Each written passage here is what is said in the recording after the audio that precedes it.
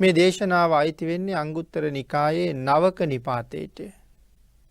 නවක නිපාතය කියලා කියන්නේ කරුණු 9 පැහැදිලි කරා දේශනා කරපු දේශනාවල් අන්තර්ගත වෙන කොටස නවක නිපාතය.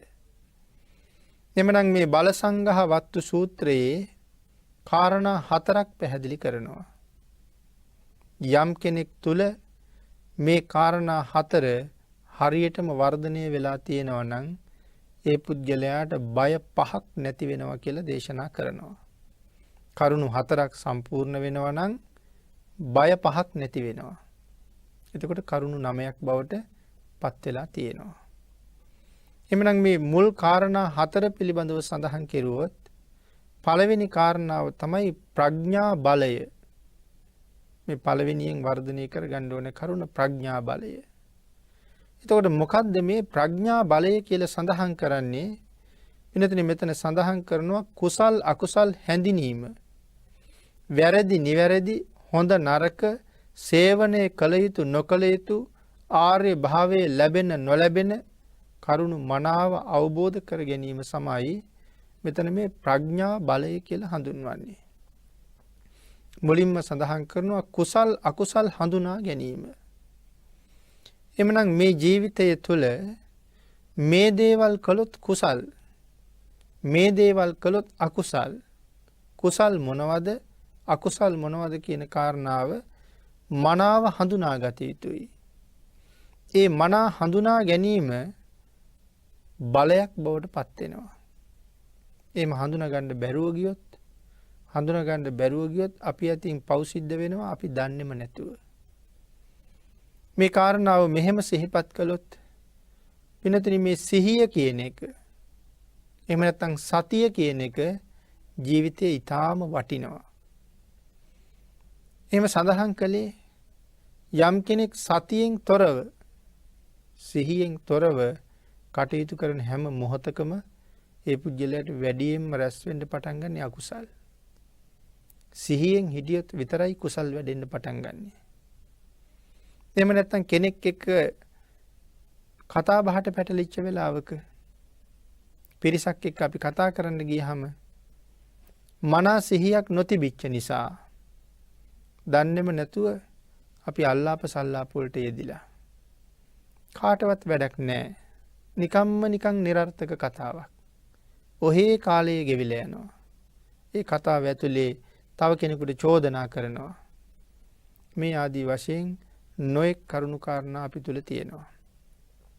ඒ නිසා සිහිය නැති නිසා නිරන්තරයෙන් ජීවිතයට සම්පප්‍රලාපයේ ඇතුල් වෙනවා. සිහිය නැති නිසා බොරු කියවෙන්නත් පුළුවන්. මේ නිසා නිරන්තරයෙන් රැස් වෙන්න පටන් ගන්නේ අකුසල්. යම් කෙනෙක් සිහියෙන් හිටියනම් කතාව පටන් ගන්නකොටම දන්නවා මම මේ මොනවද කතා කරන්න හදන්නේ? මම මේ මොනවද කියන්න හදන්නේ? මේ කියමන මට ප්‍රයෝජනවත්ද? අහගෙන ඉන්න කෙනාට ප්‍රයෝජනවත්ද? එහෙම නැත්නම් දෙපිරිසටම නිෂ්ප්‍රයෝජන කාරණාවක්ද මේ කියවෙන්නේ? කාලේ නාස්ති කරන්න අවශ්‍ය නිසා ගොතන වචන පේලියක්ද මෙතන තියෙන්නේ?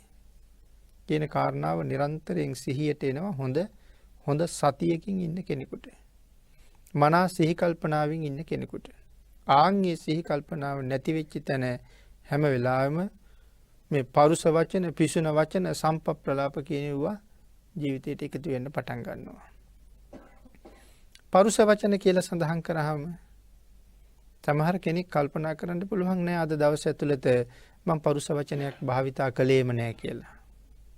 නමුත් පරුස වචන පිළිබඳව ධර්මයේ හඳුන්වලා තියෙන හැටි අපි සමාජ ජීවත් වෙනකොට මෙන්න මේ වචන නම් පරුසයි කියලා දන්න වචන ප්‍රමාණයක් තියෙනවා. නමුත් ධර්මානුකූලව කල්පනා කරාම ධර්මයෙන් පැහැදිලි කරනවා යම් කෙනෙක් ද්වේෂ සහගත සිතින් යුක්තව තව කෙනෙකුට තෝ කියන වචනේ පාවිච්චි කළොත් ද්වේෂ සිතින් යුක්තව ඒ වචනේ අයිති වෙන්නේ පරුස ගණේටමයි. එහෙනම් ද්වේෂ සිතින් ප්‍රකාශ කරන වචන පරුස ගණේටම අයිති වෙනවා. හැබැයි මේ තෝ කියන වචනේම පරුස නොවි ප්‍රකාශ කරන්න පුළුවන්කමකුත් තියෙනවා. සමහර වෙලාවට සෙනෙහස වැඩි නිසා අපේ පැරණි මව්පියෝ දරුවන්ට මේ තෝ තොපට කියන වචනේ නිතර භාවිතා කරලා තියෙනවා. සමහර වෙලාවට දරුවන්ගෙන් අහලා තියෙනවා මේ තොපි කාලාද ඉන්නේ. එහෙම අහන්නේ ද්වේෂ සහගත හිතකින් නෙමෙයි. සමහරලාට තමන්ගේ දරුවා හුඟක් ලොකු කෙනෙක් වුණත් විවාහ වෙලා දරු මල්ලෝ ඉන්න කෙනෙක් වුණත් සමහරලාට අම්මා කෙනෙක් තාත්තා කෙනෙක් දරුවෙක්ගෙන් අහනවා පැටීතෝ කෑවද? මේ වගේ වචන පාවිච්චි කරනවා.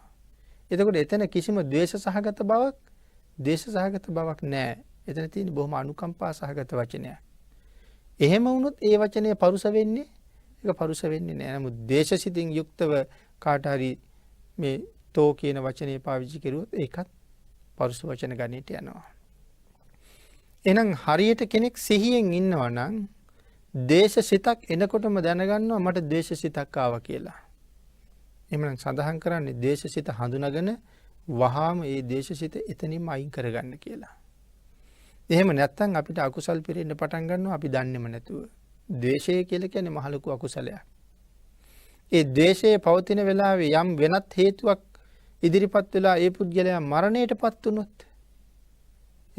මරණයටපත් වුණොත් සමහරලාට ඉපදෙන්න වෙන්නේ ඊටාම භයානක තැනක. එක්ක ණයෙක් පොළඟෙක් වෙලා ඉපදෙන්න මේ විසකුරු සතෙක් වෙලා ඉපදෙන්න තියෙන අවකාශ බොහොම වැඩි. ද්වේෂ සහිතව මරණයටපත් වුණොත් නිරයේ යන්න තියෙන ඉඩත් වැඩි. යක්ෂයෙක් වාගේ වෙලා ඉපදෙන්න තියෙන ඉඩකඩත් බොහොම වැඩි කියලා සඳහන් කරනවා ද්වේෂයෙන් මරණයටපත් වුණොත්. ඒ නිසා ද්වේෂය වහාම හඳුනාගෙන ද්වේෂය පාලනය කරගන්න එක ඊටම වටිනවා. ඊළඟට හරියටම සිහි තිබුණේ නැත්තම් තවත් අකුසල් සිද්ධ වෙන හැටි සමහර වෙලාවට ද්වේෂය නිසා අපි අතින් ආර්ය අපවාද වෙන්න පුළුවන්. සමාජයේ හැසිරෙන අය ආර්ය තත්ත්වයට පත් වෙලාද නැද්ද කියලා අපිට දැනගැනීමේ හැකියාවක් වෙනම විශේෂ හැකියාවක් අපිට නැහැ. ඒ පුද්ගලයාගේ බාහිර පෙනුමෙන් ඒක හරියටම පේන්නෙත් නෑ. ඔය අතර ආර්යයන් වහන්සේලා ඉන්නත් පුළුවන්. නමුත් ඉවසීමක් නැති මගේ වචන නිසා මං ආර්යයන් වහන්සේ නමකට චෝදනා කිරුවා දොස් කීවා වෙන්නත් පුළුවන්. ඒක ඊටාම භයානක තැනක තියෙන දෙයක්. සමහර වෙලාවට එහෙම වුණොත් මේ ජීවිතෙන් මාර්ගඵල ලැබලා සසරින් එතර යන්න අපිටත් පින් තිබුණත් ආර්ය අපවාදයක් සිද්ධ වෙලා තිබුණොත් එතනින් එහාට ඒ මාර්ගඵලය ලබාගෙන ඉදිරියට යන්න අපිට යන්න වෙන්නේ නැහැ. ඒ සිහි නැතුව දේශසිතක් ඇවිල්ලා ඒක පාලනය කරගත්තේ නැතුව වචන පාවිච්චි කරගන්න ගිහිල්ලා වෙච්ච දෙයක්. ඉතින් ඒ නිසා මේ දේශය හරියට අපිට අනර්ථකාරී. අර එක ස්වාමින් වහන්සේලා කණ්ඩායමක් පිණ්ඩපාතේ වැඩියා. එතන මාර්ගඵලලාභීන් වහන්සේලාත් හිටියා. රහතන් වහන්සේලාත් හිටියා. රහතන් වහන්සේ පිඬුසිඟාගෙන විහාරයට වැඩියේ නෑ. තමන් වහන්සේ වැඩ හිටපු ආරණ්‍යයට වැඩියේ නෑ. ගහක් මුල වාඩි වෙලා උන්වහන්සේ දානේ ටික වැළඳුවා. එතන හිටියා තව සෝවාන් වෙච්ච ස්වාමින් වහන්සේලා. සෝවාන් වෙච්ච එක ස්වාමින් වහන්සේ නමක් අර රහතන් වහන්සේ දිහා බලලා සමච්චලයට ඇනුම් පදයක් වගේ වචනයක් කීවා. මොකද ඉන්න තැනට යනකන්වත් වසන තැනට යනකන්වත් ඉවස ගන්න බැරිද ඔතනම වාඩි වුණේ වාගේ කියලා ඇනුම් පදයක් කීවා. නමුත් උන්වහන්සේ දානේ වළඳලා නැවත වැඩ ඉන්න තැනට වැඩම කරලා හවස් වරුවේ ඇහුවා අර ස්වාමින් වහන්සේ අහවල් ස්වාමින් වහන්සේ වැඩ ඉන්නවද කියලා. ඉන්නවා කිව්වට පස්සේ උන්වහන්සේට මම කතා කරනවා කියන්න කියලා කිව්වා. අනික් ස්වාමින් වහන්සේලා ඒ කාරණාව ඒ ස්වාමින් වහන්සේට දැන්නුවා. දැන්නුවාට පස්සේ උන්වහන්සේ ළඟට ආවා. එයාට පස්සේ අහනවා ඔබ වහන්සේ මේ ශාසනයේ කිසියම් ඵලයක් ලබාගෙන ඉන්නවද කියලා. සඳහන් කළා ස්වාමීනි මම පළවෙනි මාර්ගඵලය අත්පත් කරගත්ත කෙනෙක් සෝවාන් වෙච්ච කෙනෙක් මම. ඒ වෙලාවේ රහතන් වහන්සේ සඳහන් කළා එහෙමනම් ඉතුරු ඵල තුනට උත්සාහ කරන්න එපා කියලා. ඒ වෙලාවේ තමයි මතක් වුණේ මං උදේ කියපු වචනේ වැරදිලා තියෙන කියලා. උන්වහන්සේට වැඳලා සමාව අරගෙන තමයි එකෙන් නිදහස් වුණේ. ඉතින් ඒ කාරණාව දැනගත්ත හින්දා. නමුත් එහෙමනම් මේ අපිට ඇති වෙන ද්වේෂවල පළියට හැටියට මේ වාගේ ගුණවතුන් උදෙසා සිල්වතුන් උදෙසා කොයිතරම් අපි අතින් චෝදනා වෙනව ඇද්ද? එහෙම වුණොත් කොයිතරම් අකුසල් සිද්ධ වෙනවද? ඒ හරියටම මේ කුසල් මොනවද අකුසල් මොනවද මේ කාරණාව එක කාරණාව විතරක් මේ කුසල් අකුසල් කියන වචන දෙක විතරක් විස්තර කරන්න දීර්ඝ කාලයක් අවශ්‍යයි. නමුත් මේක හරියටම හඳුනා ගන්න මේ ප්‍රඥාව නැමැති බලය තියෙන්න ඕනේ. මා විසින් කළ යුත්තේ මොකක්ද නොකළ යුත්තේ මොකක්ද කියන එක හරියටම තීරණය කරන්න. එමනම් වැරදි නිවැරදි හොඳ නරක සේවනය කළ යුතු නොකළ යුතු ආර්ය භාවයේ ලැබෙන නොලැබෙන ආදී මේ කරුණු මනාව දැනගන්න ඕන. ආර්ය භාවයේ ලබා ගැනීම සඳහා මොනවාගේ කුසල ධර්මයන් සම්පූර්ණ කරගත යුතුද? මේ කුසල කර්මයන් සිද්ධ කිරීමෙන් ආර්ය භාවයට හේතු වෙන්නේ නැද්ද? ඒ කාරණාවල් මනාව මේ ප්‍රඥාවෙන් සිහිපත් කරගෙන අවබෝධ කරගෙන ආර්ය භාවයේ සඳහාම හේතු වෙන කුසල් නිරන්තරයෙන් වර්ධනය කරන්න තම තමන් ජීවිතවල පුරුදු කරගත යුතු නිසා ඒ කාරණාව සඳහන් කරනවා ආර්ය භාවයේ ලැබෙන නොලැබෙන කාරණත් මනාව අවබෝධ කරන්න කියලා. ආර්ය භාවයේ ලැබෙන නොලැබෙන කුසල් තෝරා ගැනීම ප්‍රඥා බලයයි කියලා මෙතන සඳහන් කරනවා. මේක තමයි පළවෙනි බලය. දෙවෙනි බලය සිහිපත් කරනවා වීර්ය බලය කියලා.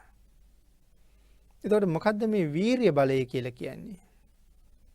මෙතන වීර්ය බලය සඳහන් කරනවා අකුසල ධර්ම, වැරදි ධර්ම, සේවනයේ නොකළ යුතු ධර්ම නැති කිරීමේ බලය වීර්ය බලයයි. අකුසල ධර්ම, වැරදි ධර්ම, සේවනයේ නොකළ යුතු ධර්ම නැති කිරීමේ බලය වීර්ය බලයයි. අකුසල ධර්ම. එහෙනම් අකුසල ධර්ම කියලා කියන්නේ මේ අපේ චිත්ත සංතානය තුළ වැඩියෙන්ම උපදින්න පටන් ගන්න අකුසල්. කුසල් උපදිනවා බොහෝම අඩුයි. අපි කල්පනා කරලා බැලුවොත් මෙහෙම. දවසේ පැය 24ක් අපිට ගෙවිලා යනවා. මේ පැය 24 තුළ මේ පින්නතුන් අද මේ පැයක් සද්ධර්ම ශ්‍රවණය කිරීම සඳහා මෙතන වාඩි වෙලා ඉන්නවා. සමහර වෙලාවට අද දවසටම මීට වඩා අය පින්කමකට යෙදෙන්න කාලයක් එන එකක් නැහැ.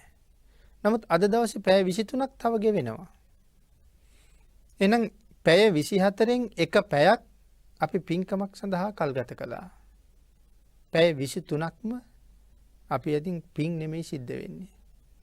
සිහිය නැතුව කතා කරන වචනයක් පාසා සමහරලාට අකුසල්මයි පිරෙන්නේ. ඉතින් සමහර වෙලාවට සමහර කෙනෙකුගේ ක්‍රියාවක් දැකලා ද්වේෂ සිත් උපදිනවා. සමහර වෙලාවට ලෝභ සිත් උපදිනවා. රාග සිත් උපදිනවා. මෝහ සිත් උපදිනවා.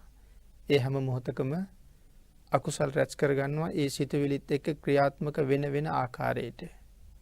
එhmenan ඒකයි සඳහන් කළේ මේ අකුසල ධර්ම හඳුනා ගන්න ඕනේ. මගේ හිතට මේ නැගින්නේ අකුසලයක් කියන කාරණාව මනාව හඳුනා ගැනීමේ හැකියාවක් අපිට තියෙන්න ඕනේ.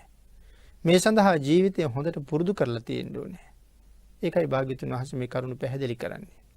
ජීවිතේ මනාව පුරුදු කරලා තියෙන්න ඕනේ මේ කාරණාව හැඟෙන්න. තමන්ගේ හිතට යම් සිතුවිල්ලක් ඇතුල් වෙනකොටම තේරුම් ගන්න පුළුවන් වෙන්න ඕනේ මේ ආවේ කුසල්ද අකුසල්ද කියලා.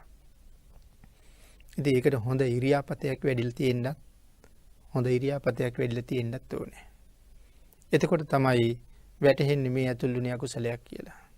එහෙනම් වහාම අකුසලයේ හිතින් දුරු කරලා කුසල් වලින්ම ජීවිතය පුරවා ගන්න හැම වෙලාවෙම කටයුතු කරගන්න පුළුවන් වෙනවා. අකුසල් මොනවද වැරදි මොනවද කියන එක හරියටම තේරුම් ගන්න පුළුවන් වෙච්චාම.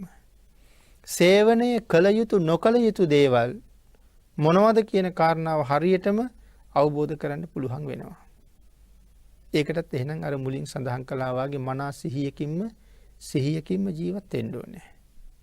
මේ සිහිය හරි වටින නිසානේ භාග්‍යතුන් වහන්සේ මේ සතිපට්ඨානය කියන කාරණාව මේ තරම් අගය කරලා තියෙන්නේ. අපේ භාග්‍යතුන් වහන්සේ සතිපට්ඨාන දේශනා කළේ කුරු රටදී. කුරු රට මිනිස්සු හරීම ප්‍රඥාවන්තයි.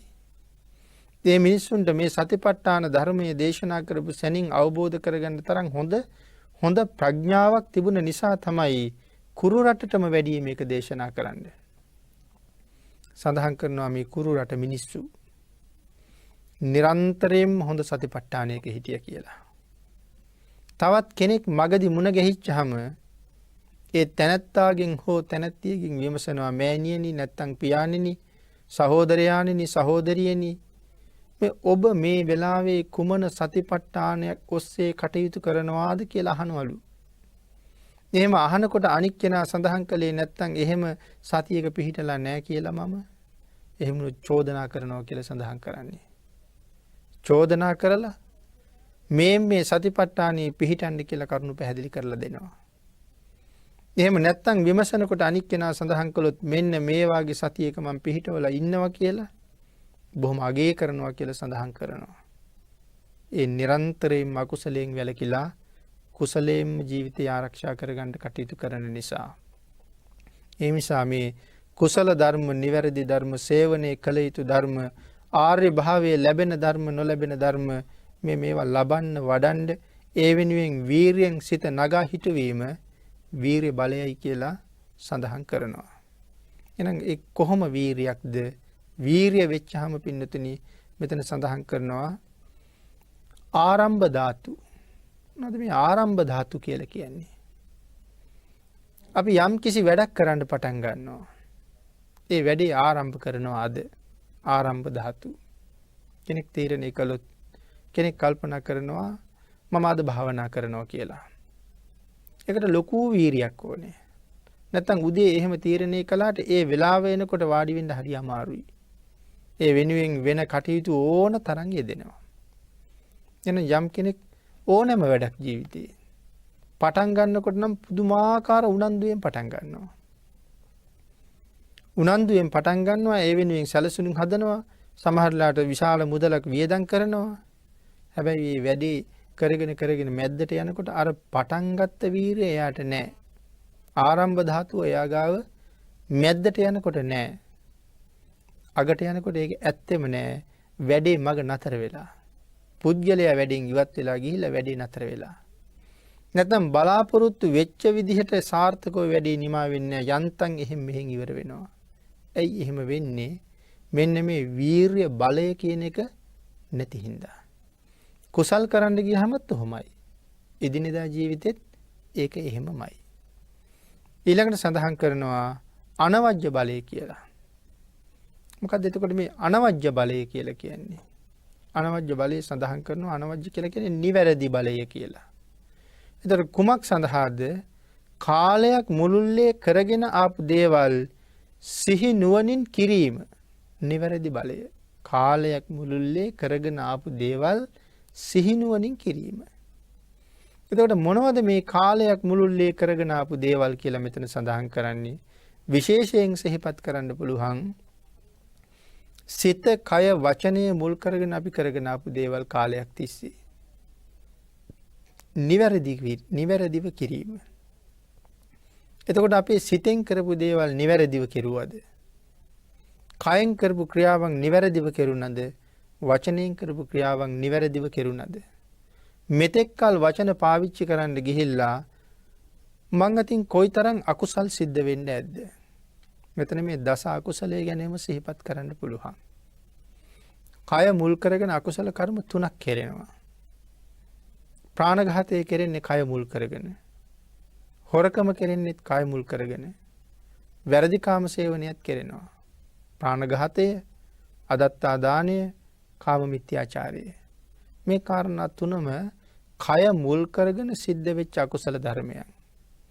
එහෙමනම් මෙතෙක්කල් මගේ කය මම නිවැරදිව පාවිච්චි කළාද කියන කාරණාව කල්පනා කරන්න පුළුවන් වෙන්න ඕනේ. කාලයක් තිස්සේ කරගෙන ආපු දේවල් සිහි නුවණින් කළාද? එහෙනම් මේ කරුණු 3 කල්පනා කරලා බලන්න ඕනේ.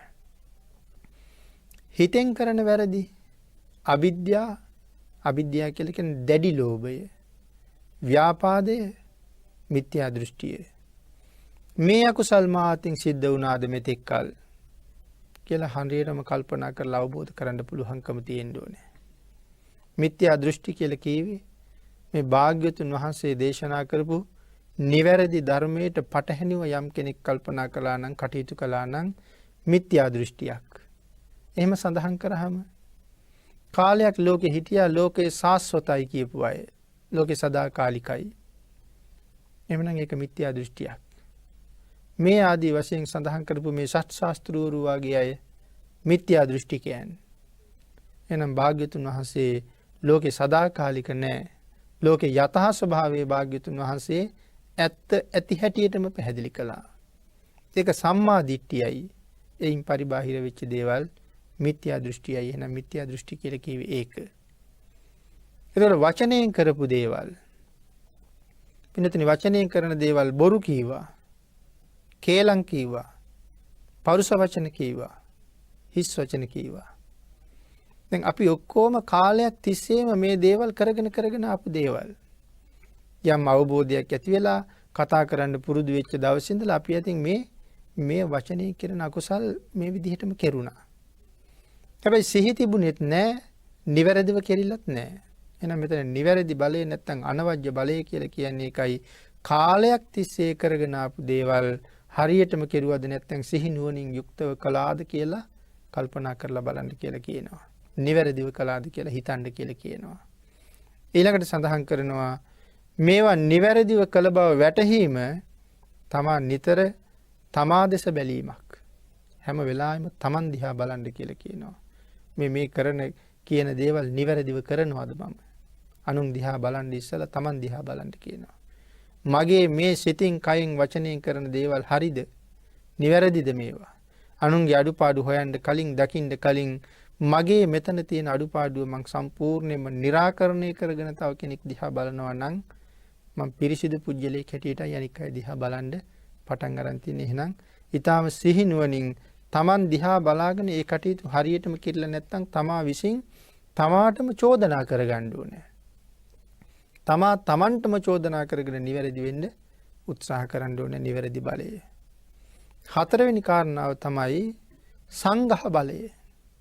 සංඝහ බලය කියහම පින්නතුනි සංග්‍රහ බලය තුල තව කාරණා හතරක් තියෙනවා. ඒකට අපි කියනවා සතර සංග්‍රහ වස්තුව කියලා. ඒ සංග්‍රහ බලය තුලයි මේ කාරණා ටික තියෙන්නේ. දානය, ප්‍රිය වචනය, අර්ථචර්යාව, සමානාත්මතාවය. මේ කාරණා හතරම අයිති වෙන්නේ සංග්‍රහ බලය ඇතුළට. එතකොට මොකද්ද දානය? දානය කියලා සඳහන් කරාම මේ ලෝකේ විවිධ දාන තියෙනවා.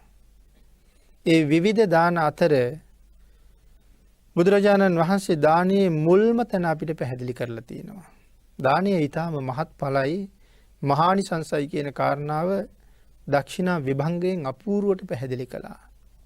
මේ ජීවිතයේ දිනන්න අවශ්‍ය සුවිශේෂී කරුණු මේ දේශනාව තුළ අන්තර්ගතයි. දක්ෂිනා විභංගය තුළ යමෙක් දක්ෂිනා විභංගය හරියටම අවබෝධ කරගත්තා නම් ඒ පුජ්‍යලයාගේ ජීවිතයට මහත් වූ ආයෝජනයක් මේ ජීවිතෙන් කරගන්න පුළුවන් කෙනෙක් බවට පත් වෙනවා. එහෙනම් මේ ධර්මය දැන ගැනීම තුළ තමන්ට ලැබෙන මනා වූ ලාභ දක්ෂිනා විභංගයෙන් කියන්නේ දානය ගැන. දන් දීම හරියටම අවබෝධ කරගෙන දානයක් දුන්නොත් මොන තරම් දැවැන්ත ආයෝජනයක් කරන්න පුළුවන්ද කියන කාරණාව එතකොට වැටහෙනවා. එහෙනම් මෙතන මුල්ම තැන සඳහන් කරනවා දානීය උපත. දානීය උපත පැහැදිලි කරනකොට සඳහන් කරනවා මේ ඉඳුල් වතුර ටිකක් එදිනෙදා ආහාර අනුභව කරලා අතත් සෝදලා අනුභව කරපු පිඟාන නැත්තම් ඒ භාජනය හොදලා අපි වතුර ටික විසි කරනකොට ඒ වතුර භාජනයේ තියෙනවා අපිට ආහාරයට ගන්න බැරි නමුත් තවත් කෙනෙකුට ආහාරයට ගන්න පුළුවන් ආහාර කොටස්. අපි දකිනවා වතුර ඉඳුල් ටික විසි කරාම මේ කූඹි වාගේ පුංචි සත්තු ඇවිල්ලා ඉන්නවා එතෙන්ට. ඒ කියන්නේ ඒගොල්ලන්ට ආහාර එතන තියෙනවා. කුරුල්ලෝ කොබෙයියෝ වාගේ සත්තු ඇවිල්ලා එතන ගැවසෙනවා. ඒ කියන්නේ එතන ඒගොල්ලන්ට ගැලපෙන ආහාරත් තියෙනවා. යම් කෙනෙක් ඉඳුල් වතුර ටික විසි කරනකොට කල්පනා කළොත් මේ ඉඳුල් භාජනයේ මේ ඉඳුල් ජලයේ තියෙන ආහාර අනුභව කරලා ජීවත් වෙන සියලුම සත්තුන්ට දානයක් වේවා කියලා කල්පනා කරලා විසි කළොත් එහෙමනම් තිරිසන් සතෙකුට ආහාර දීපු කුසලයේ හම්බ වෙනවා. එතකොට අනාගත ජීවිත 100ක් මට බඩගින්නේ ඉඳ වෙන්නේ නැහැ. එතකොට දවසකට 3 වතාවක් ආහාර අනුභව කරලා ওই වැඩේ කරනකොට ওই අදහස ඇති වුණොත් අනාගත ජීවිත 300ක මට සාපිපාසාදිය දුරු කරගන්න තරම් හේතු වෙන මහා කුසලයක්. මේක තමයි දානීය උපත. මෙතනින් පටන් අරගෙන මහා සංඝසතු දාන දක්වා ජීවිත පූජාව දක්වා දානේ විස්තර කරන්න පුළුවන්. මේ තමයි දානේ උපත. දානය කියන එක මොන තරම් කොයි වගේ සරල තැනකින් පටන් ගන්න පුළුවන්ද කියන කාරණාව. ඊළඟට සඳහන් කරනවා මේ දානයන් අතර මහත්ඵල මහානිසංසදායක වූ අග්‍රතම දානයේ බවට පත් වෙන්නේ ධර්ම දානයයි කියලා. සියලුම දානයන් අභිභවනය කරපු අග්‍රතම දානය තමයි සද්ධර්ම දානය. ලෝකයාට හිතසුව පිණිස, ලෝකයාගේ සුගතිය පිණිස, ජීවිත නිවැරදි කර ගැනීම පිණිස, සතර අපායෙන් ගලවා ගැනීම පිණිස, කුසල ධර්ම පිළිබඳව අවබෝධය ඇති කිරීම පිණිස, සද්ධර්ම ප්‍රීතිය ඇති කරවීම පිණිස සද්ධර්ම දානය මේ ලෝකේ සියලුම දෙනාට වටින නිසා දානයන් අතර අග්‍රතම දානය සද්ධර්ම දානයයි. මේ සිදු කරමින් සිටින්නේද යති උත්තරීතර වූ දානමය පින්කමයි. ඊළඟට ප්‍රිය වචනය. ප්‍රිය වචනය කියලා සඳහන් කරාම මිහිරි, කංකලු, මధుර වචන පිළිබඳව සඳහන් කරනවා. එහෙනම් මෙතන සඳහන් කරනවා අම්මා විසින් දරුවාට ආමන්ත්‍රණය කරන හැටි. අම්මා තමන්ගේ දරුවාට ආමන්ත්‍රණය කරන්නේ බොහෝම සෙනෙහසින්. ඒ නිසා සඳහන් කරනවා මවක් දරුවාට ආමන්ත්‍රණය කරන හැටි.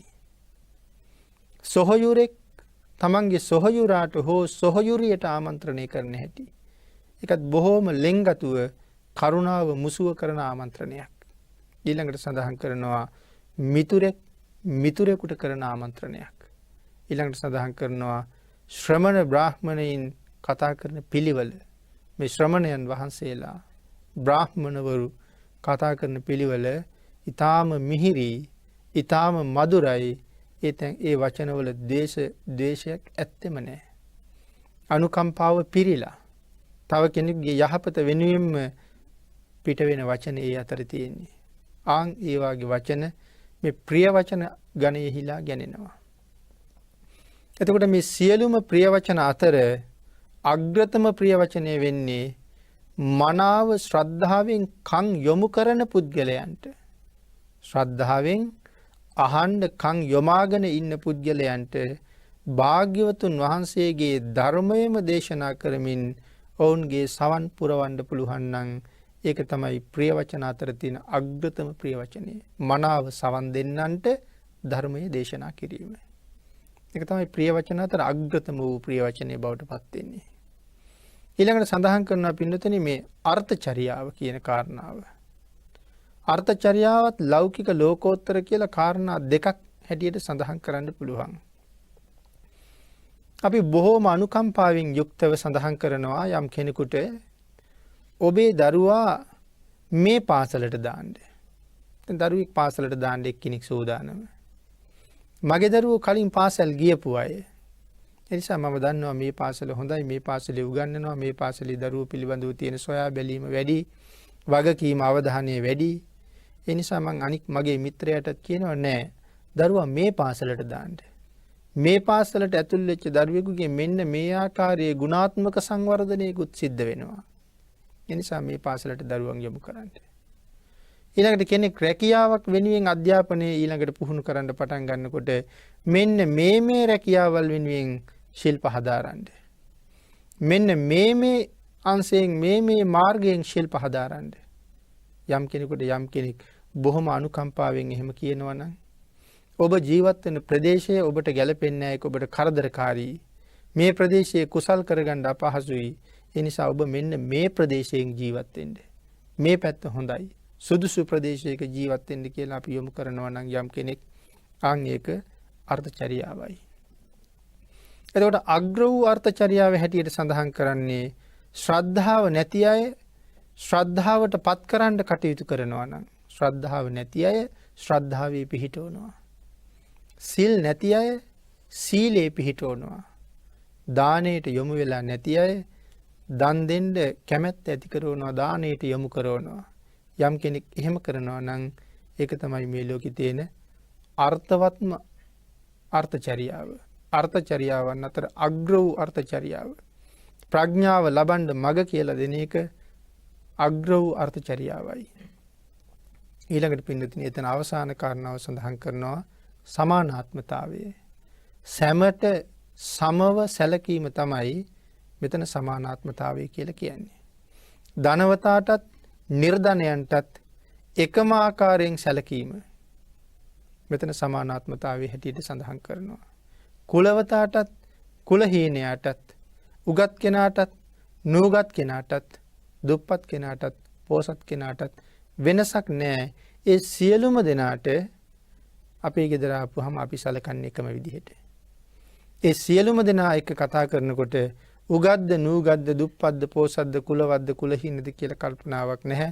අපි හැමෝටම කතා කරන්නේ එකම විදිහට නම් මේ සියලුම දෙනාට එකම විදිහටයි අපි කතා කරන්නේ. එහෙනම් ඒකට කියන්නේ සමානාත්මතාවය. ඊටාම උගත් කුලවත් කෙනෙකුට අපි මහත්යෝ කියලා කතා කළා නම් ගමේ ගෙදර අපි කතා කරන කුලයෙන් හීනයි කියලා සමාජයේ හඳුන්වන බුදුදහමේ එහෙම අය නැහැ. සමාජයේ හඳුන්වන අය ඒ පුජ්‍යලයටත් අර වගේ කටපුරාම මහත්යෝ කියලා කතා කරන්න පුළුවන් නම් මේ කෙනාට අම්මා කිව්වා වගේ අර කෙනාටත් කටපුරාම අම්මේ කියලා කතා කරන්න පුළුවන් නම් මං අතර කිසි කෙනෙක් පිළිබඳව ભેදයක් නෑ. අපි සියලු දෙනාම මිනිස්සු. අපේ බුදුරජාණන් වහන්සේගේ ශාසනයේ එහෙම ක්‍රම තිබුණේ නෑ.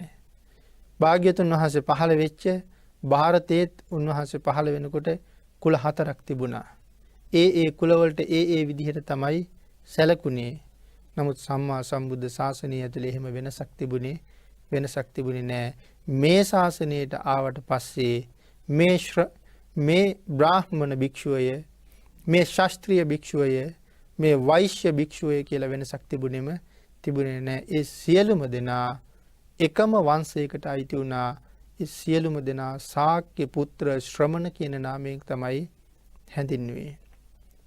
එදාට ශාක්‍ය වංශයෙන් පැවිදි වෙච්ච අයත් සුනීත සෝපාකලා සියලු දෙනාමත් එකම පිරිසක් බවට තමයි ශාසනය ඇතුලේ කටයුතු කළේ. එහෙනම් සමානාත්මතාවය. ඊළඟට සඳහන් කරනවා මේ සමානාත්මතාවයන් අතර අග්‍ර වූ සමානාත්මතාවය මොකද්ද? මාර්ගඵලලාභී අය. මාර්ගඵල ලබලා නැති අයට එතෙන්ට එන්න උදව් කරන එක. යම් කෙනෙක් මාර්ගඵලයක් ලබලා ඉන්නේ මාර්ගඵල ලබලා නැති අයට මගඵල ලබන්න උදව් කරනවා. රහත් භාවයට පත් වෙලා නැති අයට රහත් වෙන්න උදව් කරනවා. එහෙම නැත්නම් සෝවාන් කෙනෙක් සෝවාන් නොවිච්ච කෙනෙකුට සෝවාන් වෙන්න මඟ කියලා දෙනවා. සකදාගාමි කෙනෙක් සෝවාන් වෙච්ච කෙනාට සකදාගාමි මාර්ගයට උදව් කරනවා. අනාගාමි කෙනෙක් සකදාගාමි කෙනාට අනාගාමී තැනට එන්න උදව් කරනවා. රහතන් වහන්සේලා මේ සියලු දෙනාට මේ උතුම් තැනට එන්න උදව් කරනවා. මේ සමානාත්මතාවය අතර අග්‍රතම වූ සමානාත්මතාවයයි. යම් පිරිසක් තුළ මෙන්න මේ කාරණා ටික බලයක් හැටියට දියුණු වෙලා තියෙනවා නම්, මේ බල 4 තියෙනවා නම් ආන් ඒ පුජ්‍යලයට මේ ලෝකේ ජීවත් වෙනකොට බය පහක් නැති වෙනවා කියලා සඳහන් කරනවා. මේ බල 4 තියෙනවා නම් බය පහක් නැති වෙනවා. නැති වෙන බය පහ තමයි ආජීවක බය, අසිලෝක බය, පරිසාරජ්‍ය බය, මරණ බය, දුක්ගති බය. මුලින් සඳහන් කරපු බල 4 තියෙනවා නම් මේ සඳහන් කරපු බය පහ නැතුව යනවා. පළවෙනි බය තමයි ආජීවක බය. මොකද්ද මේ ආජීවක බය කියලා කියන්නේ? ජීවත් වීම සඳහා මම මොනවා කරන්නද? ඕනෑම කෙනෙකුට ඇති වෙන බයක් මේක. ජීවිතේ පවත්වා ගැනීම සඳහා මම දැන් කුමක් කරන්නද? සමහර වෙලාවට අම්මා තාත්තා යටතේ ජීවත් වෙන කන්නම් මේ වගේ දෙයක් ලොකුවට බරට දැනෙන්නේ නැහැ. තවත් කෙනෙක් යටතේ ජීවත් වෙන නිසා. නමුත් Taman තනියම ජීවිතේ පටන් ගත්තාම ලොකු බරක් ගොඩ නැගෙන්න පටන් ගන්නවා. මම මොනවද ජීවත් වෙන්න කරන්නේ? දරුවන්ට කොහොමද ආහාර පාන දෙන්නේ? දරුවන්ට කොහොමද උගන්වන්නේ? දරුවන්ට කොහොමද දුකක් නැතුව ඉන්න අවස්ථාව හදලා දෙන්නේ? ඒගොල්ලන්ගෙන් ලෙඩක් දුකක් හැදුනොත් ඒ වගේ ආරක්ෂා කරගන්න කොහොම කටයුතු කරන්නද? මේ සියලු කටයුතු කර ගැනීම සඳහා මම ජීවත් වෙන්න මොනව කරනවද? ඒ නිසා මේ සමාජයේ පුරාම දකින්නවා ජීවත් වෙන්න වැඩපිළිවෙලක් නැති හින්දා විවිධ තැන්වල ඇවිදිමින් සමහරලාට හොඳ නරක හැමදේම කරන්න යොමු වෙලා තියෙන්නේ මේ ජීවත් වෙන්න ක්‍රමයක් නැති නිසා. නැත්තම් කැමැත්තෙන්ම වැරදි දේවල් කරනව නෙමෙයි. කැමැත්තෙන්ම හොරකම් කරනව නෙමෙයි. නමුත් පවතින ක්‍රමයක් නැහැ. කෙනෙක් කැමැත්තෙන්ම දඩේම යනව නෙමෙයි. නමුත් වෙන ජීවත් වෙන්න ක්‍රමයක් නැති නිසා තමයි මේ ක්‍රමය යොදාගෙන තියෙන්නේ. නමුත් සඳහන් කරනවා අර මුලින් සඳහන් කරපු විදිහට ජීවිතේ මනාව නිවැරදිව සැලසුම් කරගෙන එන පුද්ගලයාට මෙන්න මේ බය ජීවිතේ කවදාවත් ඇති වෙන්නේ නැහැ. ජීවත් වීම සඳහා කුමක් කරන්නද කියන බය එන්නේ නැහැ. තමන්ගේ ජීවන පැවැත්ම උදෙසා ඔහුට කරන්න කටයුතු ඕන තරම් එළඹෙනවා. ඔහුට උදව් කරන්න අයත් ඕන තරම් ගොඩ නැගෙනවා. ඒ නිසා ඒ බයෙන් මිදෙනවා කියලා සඳහන් කරනවා. ඊළඟට පින්නතනි අසිලෝක බය. අසිලෝක බය කියලා කියන්නේ මේ ගැරහුම් බය.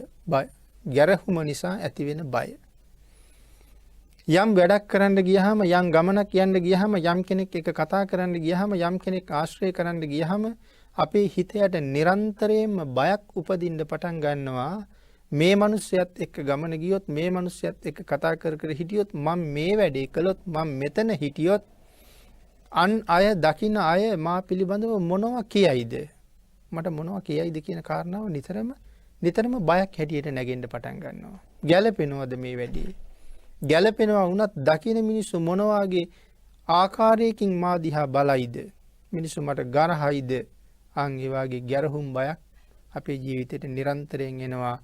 ඒ නිසා බේරීම සඳහා බොහෝ දේවල් කරන්න අපිට සිද්ධ වෙනවා. සඳහන් කරනවා මේ බල හතර ඇත්තාට මේ අසිලෝක බය ජීවිතේ කවදාවත් එන්නේ නැහැ කියලා. ඊළඟ කාරණාව සඳහන් කරනවා පින්නතේ පරිසාරජ්‍ය බය. මොනවද මේ පරිසාරජ්‍ය බය කියලා කියන්නේ? ශාස්ත්‍රීය, බ්‍රාහ්මණ, වෛශ්‍ය. බ්‍රාහ්මණ කියලා කියන්නේ එදා සමාජයේ හිටපු උසස්ම අය. ශාස්ත්‍රීය කියන්නේ රජවරු, වෛශ්‍ය කියන්නේ සිටුවරු. මේ අය හැමෝම බොහොම ප්‍රබල අය. ශාස්ත්‍රීය රජවරු හරි භයානකයි. රජුරුව ගාවට ගියපු පුජ්‍යලයාගේ බෙල්ල කැපුවත් රජුරුව අල්ලගෙන රජුරුවන්ට විරුද්ධව චෝදනා කරන්න කිසි කෙනෙක් නැහැ. මේ රජුරුවයි පාලකයයි කියලා කියන්නේ දෙන්නේ. පාලකයෙක් අපිට මොනවා හරි කෙරුවොත් පාලකයාට විරුද්ධව ඕන තරම් අපිට කටයුතු කරන්න පුළුවන්. උසාවිය වල යන්න පුළුවන්. මානව හිමිකම් වලට කතා කරන්න පුළුවන්. ඒ අයට විරුද්ධව. හැබැයි රජුරුවන්ට විරුද්ධව කාටවත් උසාවිය යන්න බෑ. රජුරුවන්ට විරුද්ධව කාටවත් මානව අයිතිවාසිකම් ඉල්ලන්න යන්න පුළුවන්කමකුත් නැහැ. රජු කියලා කියන්නේ රටේ පාලකයා. රටේ පාලකයා කියලා කියන්නේ ඒ මුළු ජනතාවගේම අයිතිකාරයා. ඒ නිසා රජ්ජුරුව නම් ජනතාවගේ අයිතිකාරයා. රජ්ජුරුවන්ට ඕන දේ කරන්න පුළුවන්. කාටවත් රජුට එරෙහි වෙන්න පුළුවන්කමක් නැහැ. ඒ නිසා අපි මේ රජවරුන්ට හරි බයයි. සිටුවරු කියන්නේ පෞද්ගලික විශාල හමුදාවල් ඉන්න මහා ධනපතීන්. ඒ අයට එරෙහි වෙන්න පුළුවන්කමකුත් නැහැ ලේසියෙන්. ඒ නිසා බොහෝ දෙනා මේ අය අතරට යන්න බයක් දක්වනවා. බයෙන් තමයි දන්න කියන අයත් එක්ක තමයි පස්සෙන් ගිහිල්ලා යන්තම් යමක් කියා ගන්නව නම් කියාගන්නේ. එහෙම නෑ. මේ බල හතර තියෙන කෙනා කෙලින්ම ඕන කෙනෙක් ඉදිරියට ඊටාම නිර්භයව යනවා. අපි තවත් බයයි ඊටාම සිල්වත් ගුණවත් අය ගාවට යන්නත් අපි බයයි. මොකද වචන මාත්‍රයක් වැරදුනොත් පව් සිද්ධ වෙයිද මොනවා වෙයිද? මගේ වචනේ මේ වචනේ කියන එක හරිද? මෙහෙම කියහම මං ගැන මොනවා හිතයිද? ඒ වගේ ලොකු බයක් අපිට නැගෙනවා. ඒ බය ඉන්නේ නෑ මේ බල හතර තියෙන කෙනාට කියලා සඳහන් කරනවා. ඒක තමයි පරිසාරජ්‍ය බය. ඒක නැතුව යනවා. ඊළඟට මරණ බය. මැරෙන්න මේ ලෝකේ හැමෝම බයයි. නමුත් මේ බල හතර දිනු කරගත්ත කෙනා කවදාවත් මැරෙන්න බය නෑ. මාරයා දැකලා hina වෙන්න පුළුවන් ශ්‍රේෂ්ඨ ජීවිතයක් ඔහු ගොඩනගලා තියෙනවා. ඔබත් මමත් කවදා හිටියත් මැරෙන බව සත්‍යයි. ඒ නිසා කොයිතරම් බය වුණත් මරණයෙන් බේරෙන්න පුළුවන්කමක් ඇත්තෙම නෑ. එහෙමනම් මැරෙනවම නම් ඒ දිහා බලලා කොයිතරම් ඇඬුවත් වැළපුණත් අපිට එකෙන් නිදහස් වෙන්නත් බැරි නම් හඬනවට වැළපෙනවට වඩා hina වෙලා මරණය බාර ගන්න පුළුවන් ජීවිතයක් හරියට වටිනවා. හැබැයි එහෙම මරණය බාර ගන්න පුළුවන් වෙන්නේ මේ ලෝකෙ මේ නිවැරදි කියන වැඩපිළිවෙල ඔස්සේ ජීවත් වෙච්ච කෙනෙකුට විතරයි එහෙම නැත්නම් මරණාසන්න වෙන්න තමන් කරගත් අකුසල ධර්මයන් හිතේ පැන නැගිලා විශාල වශයෙන් වේදනාව ගෙනල්ලා දෙන්න බීතිය ඇති කරවන්න පටන් ගන්නවා. ඊළඟට කාරණා පින්නතුනි දුක්ගති බය. ඊළඟට ඇයි මැරෙන්න බය තියෙන්නේ? මැරිලා මම කොහෙ යයිද කියන බයක් තියෙනවා. නරක තිරිසන් പ്രേත අසුර මේ සතර අපායවල වල කොහෙ ගිහිල්ලා ඉපදෙයිද කියන බයක් උපදින්න පටන් ගන්නවා. ආන් ඒ සතර අපායේ බය නැතුව යනවා මුලින් සඳහන් කරපු බල හතර දියුණු කරලා තිබුණ කෙනාට. එhmenan මේ බල සංඝවත්තු සූත්‍රය බොහොම කෙටියෙන් මේ කාරණා අපි මේ සාකච්ඡා කරන්නට යෙදුනේ. භාග්‍යතුන් වහන්සේ දේශනා කරනවා මෙන්න මේ මුලින් සඳහන් කරපු බල හතර යම් කෙනෙක් දියුණු කළා නම් අපි දෙවණියට සඳහන් කරපු බය හතරෙන් මේ පුජ්‍යලයා මිදෙනවා කියලා. එhmenan මේ බල හතර ජීවිතයක ප්‍රගුණ කරගන්න මේ ධර්ම කාරණාව මීට වඩා තව මෙනෙහි කර කර කල්පනා කරමින් ජීවිතයට එකතු කරගෙන ඊටාම නිවැරදි ජීවිතයක් ගොඩනගා ගන්න මේ සියලු දෙනාටම ශක්තිය ධෛර්යය භාග්‍ය වාසනාව උදා වේවා කියලා ආශිර්වාද කරනවා.